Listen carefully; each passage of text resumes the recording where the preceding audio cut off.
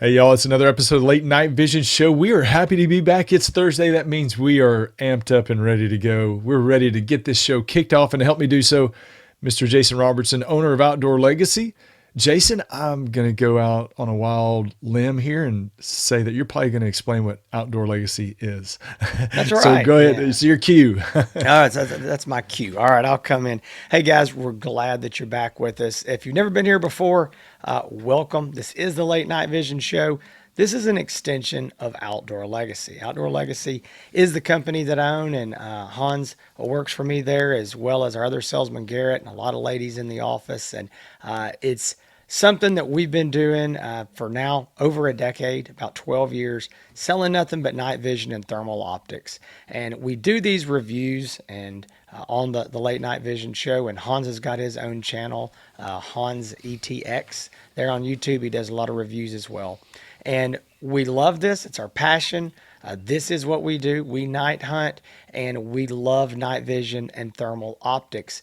But we have found a way to make this pay the bills, because again, for over a decade now, we are selling premium brands of night vision and thermal optics, and we would love to have your business. You can go to outdoorlegacy.com if you want to make a purchase, but the service that we offer that we think sets us apart just a little bit is that we're using all of these optics in the field. And if we don't like something, then we don't sell it. If we don't think it's a good value for the dollar, then we don't offer it. And we offer you the service of giving us a call, talking to one of us, Hans, Garrett, myself, on the phone, one-on-one, filling out what you're doing, what your budget is, where you live, how you're going to be shooting, all these different things, and helping you sort out exactly what optic is right for your needs. So you can call us at 877-350-1818. We help you with that, walk you through that process, and then when you're ready to make that purchase, we are happy to do that. You can go online and make the purchase, or the ladies in the office can help you do that as well. They can take a order right over the phone to make sure you're getting the right scope that we talked about and there's no confusion or anything like that. Another thing is we have a warehouse right here in Texas. It is fully stocked with these optics. If you get your order in before noon Texas time, it ships out the same business day via UPS, insured all the way to your door.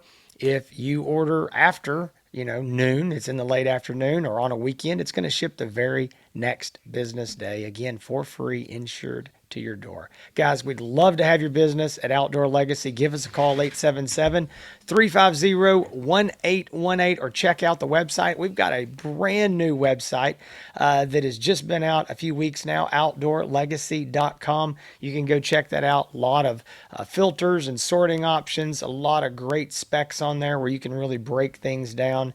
But we understand sometimes that's not enough.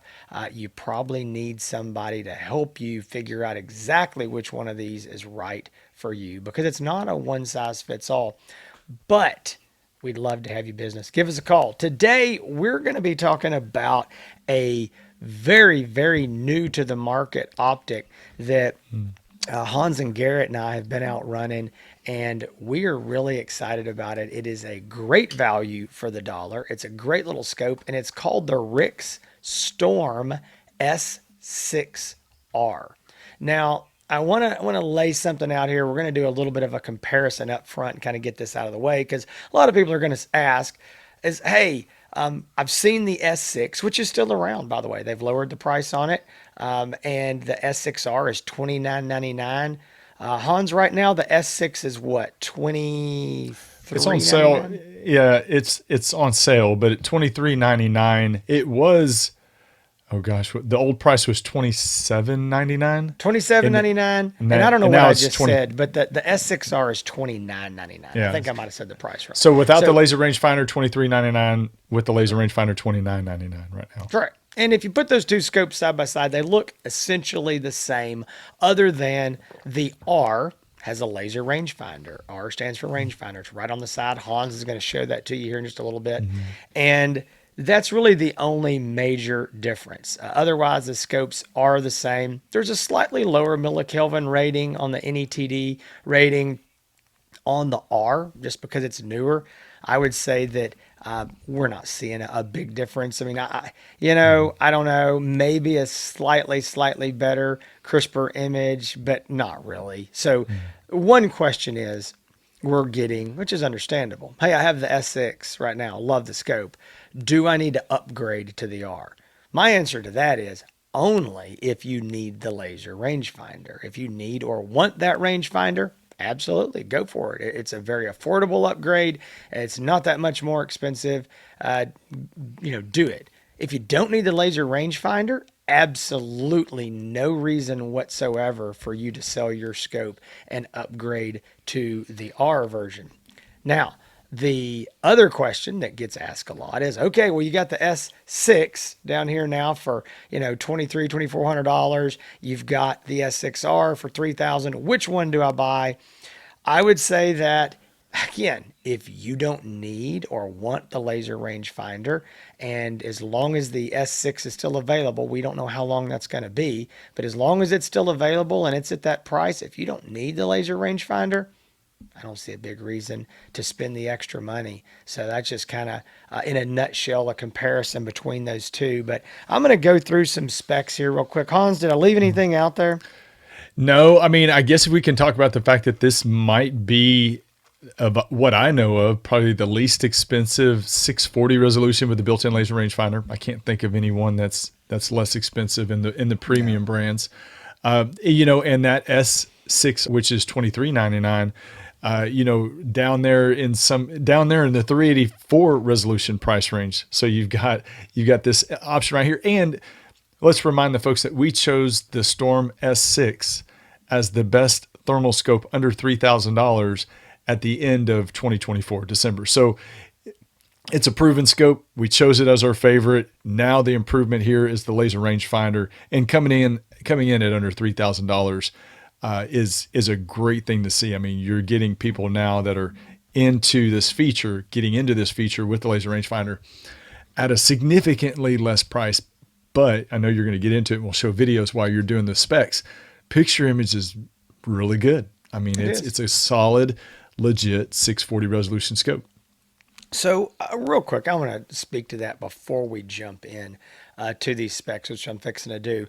But the question comes up is, okay, this scope, for instance, it is 640. It is 12 microns. It is, a sub 20 millikelvin, all these things. And they go, well, I'm comparing this to even just the other RIX Leap scopes, the Leap L6, which is a 640. And on paper, looks basically the same other than a higher magnification.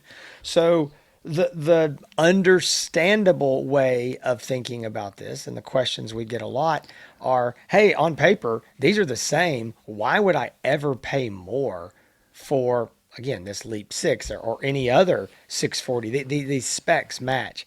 And that's where we just go back to, you cannot judge a thermal by its specs. The specs are useless when it comes to picking out a thermal. Now, they're fine for kind of doing some top level sifting and sorting and narrowing down, but the rubber meets the road in the field and what the image quality looks like. And there is a reason that RIX is selling this optic for $3,000 versus, nearly $4,000. Actually, they got a sale right now on their Leap 6s. But I'm making that point that the manufacturers are pricing these optics where they need to be based on image quality, and there's things that they can tweak, and there's different parts and things they can change out that may save them some money, can get the price down, but you give up a little bit of that image quality. So I just wanted to point, it's not to throw rocks at this scope, because it is a very good image.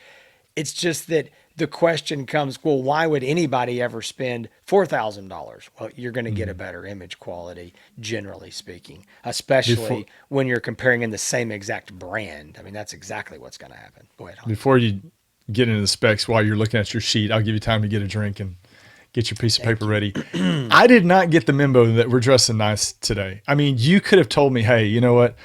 I'm going to wear a button-up shirt. I'm going to look nice. I'm wearing pajamas, basically. I got out of bed and I threw on a t-shirt and I'm recording a show. You look like you're on the way to church or a wedding. So thanks a lot. You kind of, I feel like I got hung out to dry here. We're trying to get this done because I'm going to the sale barn. So we got to get this thing recorded. So yeah. If you're going to the sale barn, that's what you look like. That's what you got to dress like. That's exactly. Yeah. We're going to the sale barn. So we got to get this done. All right, guys. So jumping into this, again, it is the RIX Storm S6R. This is September of 2025. Brand new scope for this month. It is $2,999. It is a 640 by 512 resolution, 12 micron, 50 hertz refresh rate, sub 20 millikelvin NETD rating. It's got a display screen of 1024 by 768. That's in the rear eyepiece, so that's your display. It's got a base magnification of 2 power optically. All right, it does have digital zoom up to 8x. It's got a field of view of 66 foot at 100 yards. It does have the built-in laser rangefinder and the ballistic calculator. That is an option with the RIX app, is all your ballistic calculations. It has, Rick says it's got a detection range of a 6 foot tall object at about 1,800 yards. Hans and I would say that the true ID range of a hog or a coyote in normal conditions, short grass, decent weather, it's going to be somewhere in that 400 to 500 yard range. Somebody with some experience might pull out a little bit further than that, but there may be some times when it's a little less than that. So 400 to 500 average, which is pretty standard. Battery type, it is a removable flat top 18650 battery.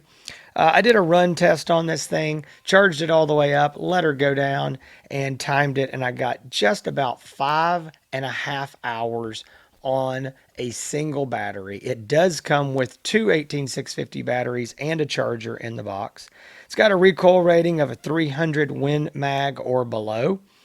It's got, audio, video recording, a smartphone app for streaming, picture-in-picture, one-shot zero, all the things you'd expect. It's got multiple color palettes, black hot, white hot, red, monochrome, green monochrome, something they call color. Basically what matters to most people is white hot and black hot.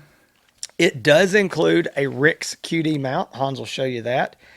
It weighs right at 1 pound, right on the nose. So super small, super lightweight, fully waterproof, submersible to 3 foot for 30 minutes. It is about 5.3 inches long and about 2.7 by 2.2 inches. Again, $29.99. Hans, show it to him. So here, this is the rubber eye cup right here. So think of this, like there's probably 3 inches right there of room, but look how small this thing, I'm gonna try to get on my hand compared to this scope, and I'm not Andre the Giant or anything. So this is a very, very tiny scope, especially considering that it has a laser rangefinder, which you can find that module right here on the side. Very small, compact. It doesn't really hang off the side there that far. There's the hinge of the plastic islands or the plastic cover right there. So as you can see, it's not hanging out there too far. You got the return to zero quick release mount right here on the side. The button layout on top, very big buttons. They are raised. I do think that you could use these pretty easily with gloves on, just with muscle memory, being able to find them in the dark, in the cold with gloves on. You got your power button here on the side, which keeps it away from the rest of the buttons, which means you're not going to accidentally turn it off, thinking that you're doing some other function. USB-C port right here for transferring videos off the scope onto your computer. It does run on a single 18650 rechargeable battery. Like Jason said, here's the housing for that. That's where the battery slips in there. You cannot charge the scope by just plugging it in to the wall with the battery in it. You can't charge the battery. Yeah. It's got to be put on the 18650 separately has to be put on the charging base. So you can't just plug it in, charge the entire scope with the battery in it. So that's about it, Jason. Yeah, very basic. Hans, that's a good point there, and I'm glad that you made that because we do get that that phone call from our customers or email after they've purchased sometime, not just this scope, any scope. I'm going to say this and they'll all change Yeah. tomorrow. But as of now, no scope that takes an 18650, the battery cannot be charged inside the scope by just plugging it in. You do have to remove that battery and put it into a separate charger. Maybe that'll be changed in the future, but that's how every 18650 battery scope is. Hans, there's a lot to love about this scope. We like to point out anything that we don't love. I think there's a couple small things on this.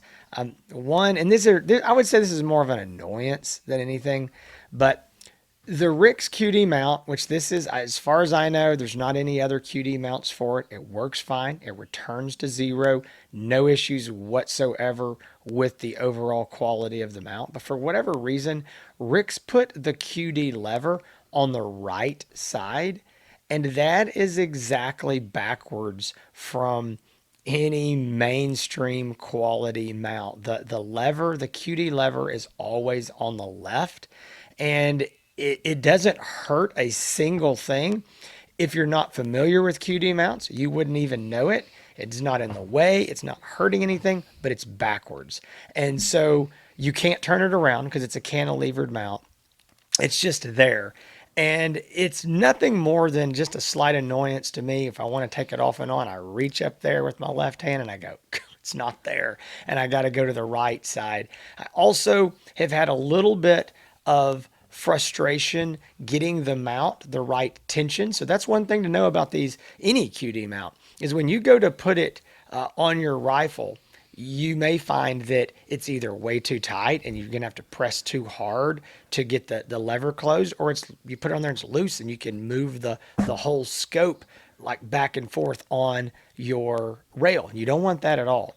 So you've got to tighten it up. And the way to do that is, Hans can probably show you there, is you're basically going to open the QD lever up, and then there's going to be like normally some sort of a nut or an adjustment on the other side of the QD. There's a bolt going all the way through there. Anyways, very simple. You'll figure it out. But I had some trouble on these mounts. Just not trouble. I should say frustration of, I would make fine-tune adjustments. It didn't feel like it would change anything. I would make a couple more fine-tune adjustments, and then it was too tight. And then I'd back off one, and I just kind of was back and forth. I mean, it took a minute or two. Not a big deal. Once you get it, it's set it and forget it, okay? You're going to take it off and on your rifle, no problem. I just say that was just kind of a minor annoyance, just because we're used to having the QD lever on the other side. Hans, you made a point to me about the lens cap, and this was dead on. When I first got the unit, I thought the laser rangefinder didn't work, and then I figured out. Show them why, Hans. If you are OCD, this is going to drive you crazy. I am not particularly OCD. I am. I think, I think this is funny, but it's so if you see the RIX logo right here on the side, and it's the correct way. You can read it. It's not upside down. You see the hinge there. When you open the lens cap with the laser rangefinder right there, it is blocking the laser rangefinder. So if you take this out of the box and you position this the correct way and you open it, it is going to block that laser rangefinder. So what you have to do is very easy to do. You have to twist it around and then it opens that way. Well, here, if you're OCD, it's going to drive you crazy. The RIX logo is upside down. And so they had a bunch, they probably had 1 million of these Storm S6 lens caps. Yeah. And they're like, well, we're not going to just make new ones just because the logo is upside down. So they stuck them on here, but it is a minor thing. It is not a big deal. Yeah, functionally, it does not affect the scope at all functionally unless you open it the wrong way. But you're going to walk around with the RIX logo upside down, which is not good. I mean, you put the American flag upside down, that means that's not good. So the RIX logo upside down, I don't know what that means. I mean, so far there's been no hogs or coyotes that formed any complaints about the RIX logo being upside down. So, but there are some guys out there that it will drive up. It will drive them they'll crazy. put a black piece of tape over it or something just to cover it, so it doesn't affect their brain too much. But So that, as far as I think that's all the negatives though, Jason. Yeah, Right? Just those this is two. not a negative because there's a lot of scopes doing this, and it's really inside baseball. But I hate flat top 18650s. There are so few quality flat top 18650s out there, and the length difference is sometimes an issue. And it's just, I don't know. There's I more don't. manufacturers. There's probably a good electrical engineering reason to do this that I don't know about, but button top 18650s are way more prevalent. But we are seeing some other manufacturers moving to these So flat tops, and I don't know, whatever. well, you and I had a whole discussion on this over the phone, and we've talked about for years. We just want all of these scopes to go to 18650 batteries. And you called me recently and it's like, I hate 18650 batteries. It is a complete and utter nightmare because there's no regulation on the size of these things. I mean, you may order from one company, it's just a hair shorter or a hair too tall, and it won't.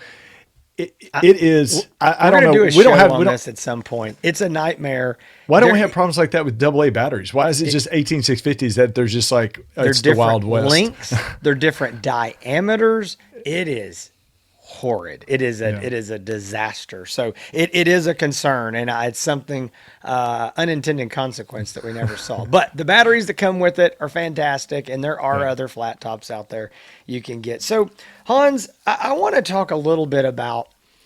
This is not the first two power 640. Clearly, I mean, RIX has their own. Other manufacturers, most all of the big premium manufacturers, have some two power 640s that are down in this, 3,000, around 3,000 and under price range, and they've become very popular. A lot of guys that are, getting into thermal thinking, well, man, I'll never get a 640. That's out of my price range. And now it's very accessible, and you're really getting into the same prices as 384s. Absolutely. So a lot of people say, well, why would anybody buy a 384? Well, one thing I think we need to talk about is the two power base magnification. While this is fantastic for some people, it is not fantastic for other people. And I want to say, let me back up. I talked about the 384s.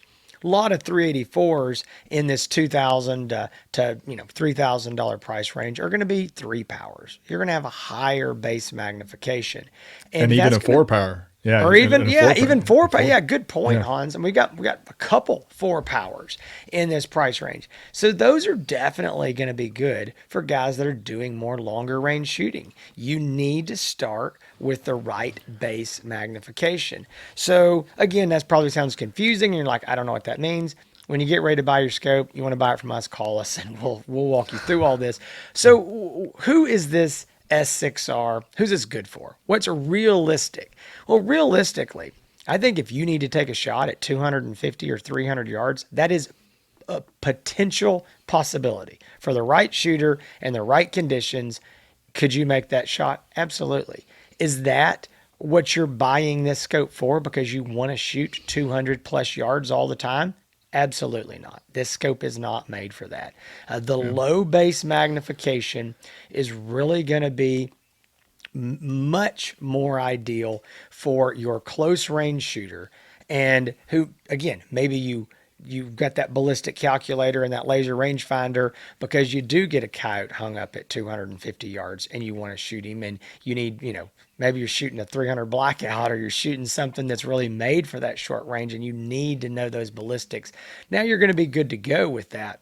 But I would say, and Hans, I'm going to let you jump in here and see if we agree. I know we're going to be somewhere close. I would say the sweet spot for this scope is going to be under 75 yards. And if you're going to do most of your shooting over, let's just say 100 yards, then you need to move on up to a three power. But I would say 125 yards and in, somewhere in that mix, with a lot of them being under that 75 to 100 yard range, this is a excellent scope. But if you just consistently are going to be shooting 125, 150 yards, it's probably not quite enough magnification for you. What do you say? So I had a conversation with a guy earlier this week that was trying to decide on the RIX Storm S6 because it was a 640 resolution and looking at other 3-power scopes under $3,000. So he was looking at the 640, 2-power Storm 6, and some other 3-power scopes. He's squirrel hunting and predator hunting, and his average shooting distance is going to be over 100 yards. Yeah. And with taking that into account, squirrel hunting, do you know how, I mean, small squirrel, squirrel hunting and coyotes can be very small targets. In that case, I would absolutely recommend something higher base magnification. If you're a hog hunter or a predator hunter and you are in an area where there's a lot of woods, smaller fields to medium-sized fields, don't see yourself taking that many shots over 150 or 200 yards. Really, it's just something that you're going to need in smaller and tighter range situations. The 2-power is ideal. If you're a squirrel hunter and you're shooting longer range, if you're a coyote hunter and your average shooting distance is over 125 yards or so, you're going to be happier with a 3-power scope. Maybe the Leap 3 is going to be a better, the 3.2 power, which I hate to hijack this review. The Leap 3 right now is on sale for $19.99. 3.2 power, great scope for a different person. So yeah, people will say, well, man, I can get a 640 with a laser rangefinder for $29.99, or I can get a 640 Storm without a laser rangefinder for $24. That's fantastic. But don't get hypnotized by the resolution game. It is resolution and magnification. So yes, if you're average, just be honest with yourself. I know everybody wants 640, everybody wants high resolution, but people get buyer's remorse and buyer's regret when they choose an optic that doesn't have the right base magnification for what they need, because you bump this up to 4-power, you've cut your resolution in half. It's not going to be anywhere near as clear as a 384 on its base magnification, even though those resolution numbers might mathematically be similar when this is increased in magnification. But make sure, RIX has some other great products in that price range that might be more capable to do what you're trying to do. But yeah, 125 yards, 150 yards, small animals. If you're a hog hunter and you're shooting hogs at 150 yards and in, absolutely. We're talking about a 250-pound hog compared to a 25-pound coyote, So, but that also, Jason, we might want to talk about the rifle that this is going to work best on as well too. Before you, I'm glad you brought that up. I want to jump into that. I want to just say one more thing here. I don't want people to hear this and say, well, I got the Storm S6, or hey, I even already got the Storm S6R, or I've got another 2-power 640, and man, I killed a coyote at 450 yards, and these guys are crazy. We're not saying what is possible or impossible, but you need to buy the right tool for the job. And it doesn't mean that you can't hook a 32-foot cattle trailer loaded down with cows to your half-ton pickup truck and maybe limp it into the sale barn, okay? I wouldn't advise it, but you can probably do that, get down the road if you ever get the thing rolling. But it's not made for that. That's not what, if you're going to go haul a 32-foot cattle trailer loaded with calves to the sale once a week, or that's what you're doing for a living as a cattle buyer, you're not going to buy a half-ton, you're going to go buy a 1-ton. And so just making that point of, these are tools and you need the right tool for the job. And yes, my son, every time he sees me take my pocket knife out and I start prying on something, or I'm using it as a flathead screwdriver, he's like, Daddy, you're going to break the blade on that. And it's true. I do. But you can improvise. I'm all about improvising. But when you're buying a tool, you need to be sure you're buying the right tool for the job you're going to do the most. And then you can make it fit. And I know, again, guys, there's a lot of people who understand exactly what we're saying. They've got experience. They've used and owned 2 powers and 3 powers and 4 powers and 1.5 powers. They've been doing this a long time, and they go, okay, I know what I need. There's other guys who have false confidence, and they think they know exactly what they need. And it's just, again, they just don't know till they get out there and go, ooh, maybe this isn't exactly what I need. And there's other guys that are like, I ain't got a clue. But we want to help you with that. So that's where I would say, if you don't want to buy from Outdoor Legacy, I get it. No problem. Find your dealer, find a dealer that uses all these that you can trust, not a random guy on Facebook, and talk to them. You need to be sure that you're getting the right thing for you. And that's not just about the Storm S6. That's just about any optic in general. But Hans, you brought up a good point, which we hadn't touched on, and that's the type of rifle. So what would you say that this is going to be good for and not good for? So fantastic on an AR-15 rifle, very comfortable. You've got some adjustment back on that, on the handrail on top, being able to, not the handrail, but just the upper receiver. So you can move it forward or backward depending on where it feels comfortable for you. So really like on AR-15, obviously it's small enough to use as a binocular. That's a lot of people are buying these because it is a low base magnification, works good as a scanner. You can fit it in your pocket. Very light, so using it as a scanner and a scope. On a bolt action rifle, it depends. I mean, I hate to make definitive statements and saying it's not going to work on any bolt action rifle.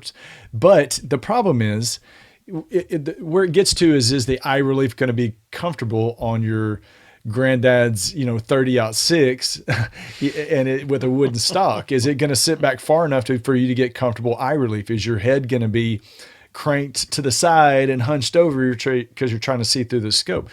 You don't know. You will see pictures on social media of people putting it on bolt action rifles and they're like, oh, it works great. That doesn't mean it's going to work great on your rifle. Doesn't mean that your arm reach and arm length of pull is the same as the person that posted. Yeah.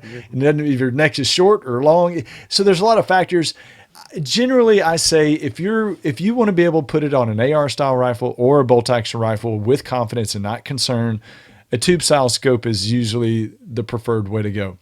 Not that it's not going to fit on a bolt action, but you typically won't know until you get it, you put it on your rifle and you try it. And you don't want to do that. You want to be confident when you get it that it's going to work. If you're spending $3,000, you don't want to be sitting there waiting for him like, oh man, I spent $3,000, but is it going to work on my rifle? We're not talking about returning a used rifle sling here. Oh, that rifle sling doesn't work, I'm just going to send it back. No, this is a $3,000 scope. And you don't want to gamble that on something that you hope is going to work for your rifle. So AR-15, big thumbs up. A bolt action or a chassis rifle, not a thumbs down, but a thumbs sideways. How about that? I'm giving a thumbs down. I would say this: buy it knowing that you're going to put it on a collapsible stock rifle. Okay, that's where you're going to run it, and it's a bonus if it happens to fit on your bolt gun. That's what I would say. Yeah, and you're going to be perfectly happy if you go, nope, can't run it on my bolt gun, then I would say go for it. So Hans, overall, I just want to say, and I know we kind of got into the weeds there talking about 2 powers and whatever, and I want to do, before we start, we did not talk about what we like about the scope. So I want no, that's where that's where I'm going. That's where I'm going. Okay, good. So I know we got off into the weeds on the 2 powers, and I want to be very, very clear about something. I'm a 2 power guy. All right. That's my preferred base magnification. I like wide field of view, low magnification. I do most of my hunting up close and personal. So I don't want people to hear this and say, oh, these guys just are long range shooters. These guys just don't think 2 power is enough. You got the wrong guy here. I mean, Hans does a lot more predator hunting than I do. He does like a 3 power in a lot of situations, but he still uses a 2 power a lot because, again, he's doing a lot of close range shooting, even on coyotes a lot of times. I mean, 90% of my shots are under 75 yards, I would say. Exactly. And I do prefer a 3 power, and that is with hog hunting and even predator hunting. It's not because, Well, it's because I'm getting older. My eyes aren't as awesome as they, but that's a lot of people. A lot of people calling like, man, when you talked about your eyes, just, you like higher magnification now, they're in the same boat. So a lot more people, but 3 powers are getting more popular too these days. Yeah, they are. So I like the 2 power. That's where I'm at. I mean, that's my personal choice. So I don't want anybody to think we're talking bad about it because of the 2 power. But I do think you have to, again, it's a tool. You have to make sure it's the right tool for the job. But what I like about the scope, I mean, a lot. But number one, price. Number two, laser rangefinder. I mean, I don't even need the laser rangefinder, but for $3,000 or less, that's awesome that it's there. It can, you can always use it, even if you don't think you need it. And I'm definitely not going to use the ballistics, but sometimes it is nice if you're hunting a new field or a new place, or I'm hunting with Hans or somebody else, if they may not know, excuse me, all the yardages. So, I mean, the laser rangefinder is a nice bonus for not very much more money. Really like that. Image quality is fantastic. Again, for the dollar, for what you're getting. But small, lightweight, compact, QD mount, 18650 batteries. Hans, there's something that you made a great point about that I think needs to be brought up. The buttons on this scope are interesting. They're a little bit different than other buttons on other scopes. The power button is on the side. And in some ways, that's good because you're never going to accidentally hit it. Most power buttons are somewhere on the top. So I find myself pressing all these top buttons in the dark, trying to find the power button. And you got to remember, we're using a new scope every week. Sometimes we're using 5 scopes in one night. So it's hard to remember everything on these. And we don't use them for, the same scope over and over and over and over for months because, again, we're always testing everything new. But the power button on the side is actually probably a good thing because you're not going to accidentally hit it. The buttons and the menus are different than what a lot of other brands have. And so it feels a little weird at first. But Hans, you made a great point before we started. You were talking about, using the menus and zero. And so I'm going to let you talk about that. Yeah. And before I do that, I'm going to say the S6 has been out. The regular one without the laser rangefinder has been out for quite a while. Like I said, we chose this the best scope under $3,000 at the end of 2024. The S6R is fairly brand new. These scopes, we're not going to sit here and say these are going to be popular scopes. They already are popular. These things are selling like crazy. The S6R just came out.